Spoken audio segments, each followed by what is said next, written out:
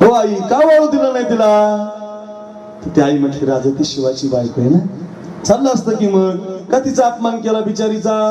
वाळू द्यायचं की. अहो राजा ती शिवाची बायको आहे, चाललं असतं की मग वाळू द्यायचं की. अहो राज, एखाद्या विधवा बाईने तुमच्यासारख्या राजाची आरती करू नये. राजाच्या हातातला गुळण तांडच खाली पडला. बापरे, सांगितलंच नाही आईला अजून.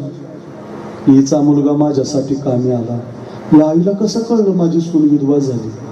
रडणाऱ्या राजाने विचारलं आणि हंबरडा फोडून माय म्हटली, राज तुम्ही जेव्हा गावच्या वेशीला आले ना, मला वाटलं माझा पोरगा तुमच्या मागे भाला घेऊन उभा आहे. तुम्ही धनगराच्या गल्लीला आले ना, मला वाटलं माझा पोरगा तुमच्या मागे भाला घेऊन उभा आहे.